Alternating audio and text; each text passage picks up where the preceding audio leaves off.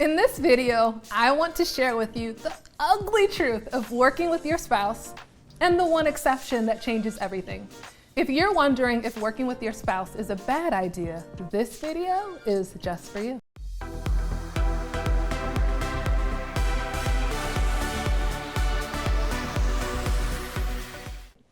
I'm LizJSimpson, founder of the Big Money Movement, accompanied by Cheryl Parks and Heather Petherick.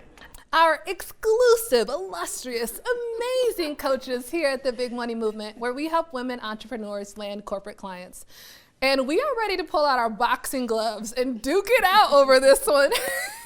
Let's have a little bit of a debate. So I'll say first and foremost that I do think there are red flags all over this, right? Danger. Danger zone. I'm not going to say it can't be done, but I do think we really need to talk about what are the implications and how to make sure it's the right fit. Yeah, cool. So when we were having this discussion initially, I said, hell no.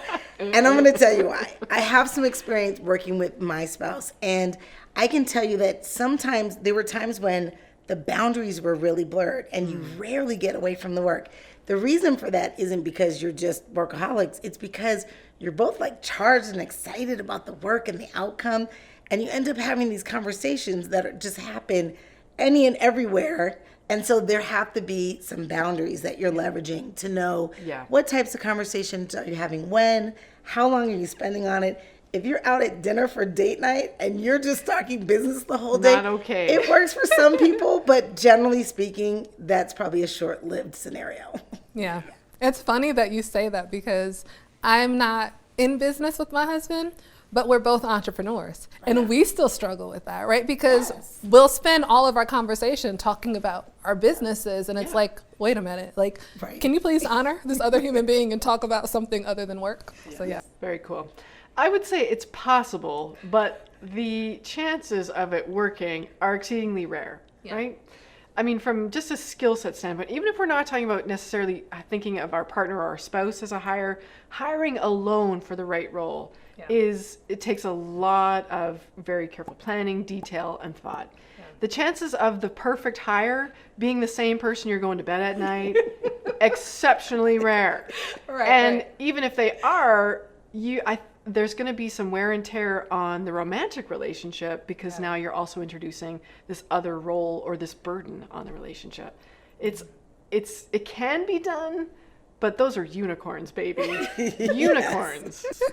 Yeah, I think I love what both of you are saying because I think you're also giving this cautionary tale of if you're going to approach it, go into it communicating boundaries, agreeing to those, and understanding the roles, right? And so, to that end, I love that you're saying, in this day and age, it's challenging enough to find the right person to fill a role. So I'll kind of share, speaking of which, in case, you're a small business owner and you're watching this, let's talk through the process of finding the right role, right? So I know for us, here at Stimulus, our company, we're always looking at what does the business need right now? Right. And then, your business oftentimes needs many things all the time. So you're trying to figure out what is the need that if we fill it, one is going to create oxygen for us to have revenue for other roles. We're going to see ROI on this investment. It's going to take us to the next step. So one is identifying not who's the person we need for the company, but what is the role, like the jobs to be done, right? Like what are the outcomes that the business needs? Then after we identify what the business needs at this stage, then we're trying to reverse engineer we're not even concerned about title yet. We're like, what are the responsibilities, the outcomes, the KPIs of this role? How will we measure success? And then we look at what are the personality traits or characteristics that can fill this role.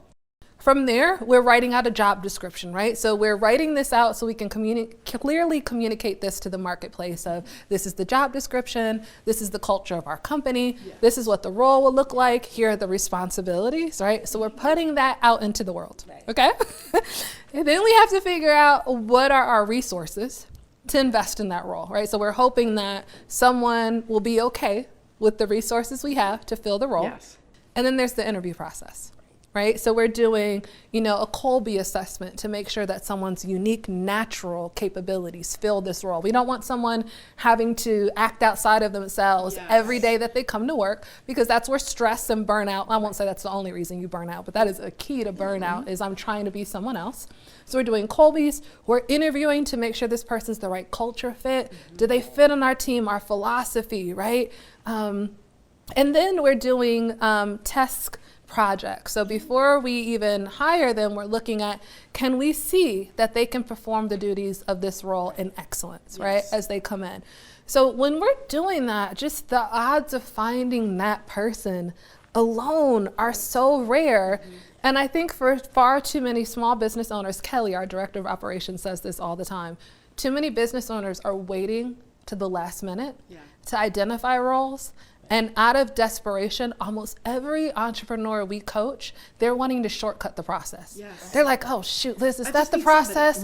Like, are you sure? Like my neighbor, no shade, this is true story. Like my neighbor is home and she said she could do this. I'm like, I'm sure she said she could do this. And if she can do it so well, care enough about the relationship. Do the care and diligence to follow. Do you want to talk about that? The diligence of in the care? You're like, no. Okay, we can keep going. I want to get back to the whole spousal element. Let's go. Yeah. So if your spouse truly is the perfect fit for this role and this stage of the business, that is going to come out in the wash if you follow the process. Right. And then, baby, you better buy a lottery ticket because you are one lucky lady, right? But to your point, you talked about how business is always evolving. What happens at the point when your business evolves beyond the function or the role that your spouse was originally hired in for?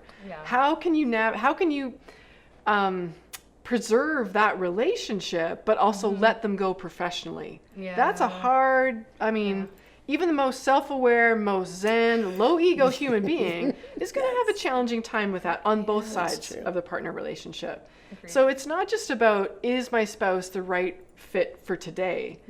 But I don't want to see your business in jeopardy, nor do I want to see your primary romantic relationship at jeopardy when the business or the individual wants to grow beyond. That's tough. I think it takes a lot of maturity. Therapy is just that's all in my head, therapy. Put that marriage counselor on retainer, baby. Literally, speed dial. Because I also, I don't know if you all are comfortable getting personal for a while. When my husband and I are at odds, when my love life is at odds, those are the hardest days for me, because I'm like, oh shoot, I gotta show up and lead this company and my heart is hurting. You know what I mean? And so, not to mention if your heart is hurting and you have to face that person. And we're not saying it can't be done. We're saying that make sure you have the tools and understanding and awareness to navigate that. And your eyes open on the risks and the rewards, right? The rewards being that you really have a partner in it to win it, and you can celebrate that, right? And you can create that momentum together. I get the allure to wanting to hire your partner in the business, because what an intimate team that could be in. But let's also think long term, right? If your business is something that you are developing for a legacy and for true sticking power, you also want to preserve, where do you get to be vulnerable, right? Where do you get to take off the professional mask and be a woman, be a spouse, be a partner? And it's tough holding both hats simultaneously over a long period of time. Agreed. I agree. That's another thing. You can actually add time frames, right? So you mentioned the growth of the business. It could be that your partnership in the business is a 12-month partnership, and then you'll reassess it when that time frame comes. That's great communication. So these are just some of the things you might want to consider boundaries as you're going into it. So yes, it can be done. It can be done. Clear boundaries, exceedingly clear communication, marriage therapy weekly, and Zen-like self-awareness. Then maybe we'll talk. 100%.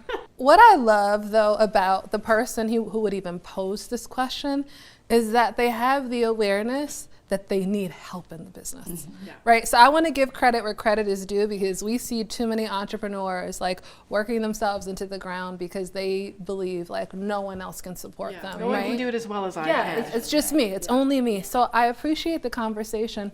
But I also, we call it CEO activation at the Big Money Movement. And I think just hiring your first person and expanding your team is a growth journey in itself. Like, you know, for every member that we've coached on this, they've always talked about like this becoming journey, like evolving into another version of myself, stepping into, because now I have to communicate expectations. I have someone else who's holding me accountable, and that, you know, I'm holding them accountable. They're holding me accountable. And, you know, when I think of just some of the most challenging things we've had to help clients face, it's the release of a team member. Yeah. Oh my goodness.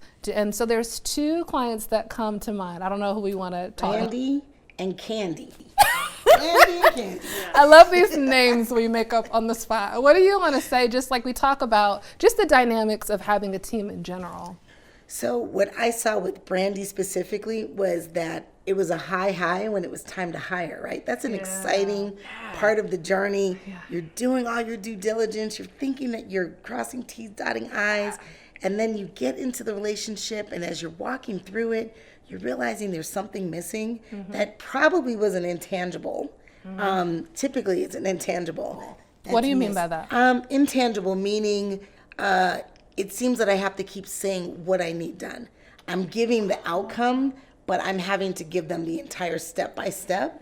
And maybe you didn't think to include that you want them to be somewhat autonomous and, you know, forward-thinking, self-directed, right? So these are all intangibles that maybe you didn't pack into that job description that we talked about. So with Brandy, that high started to become a waning low to the point where she was going to have to let this person go.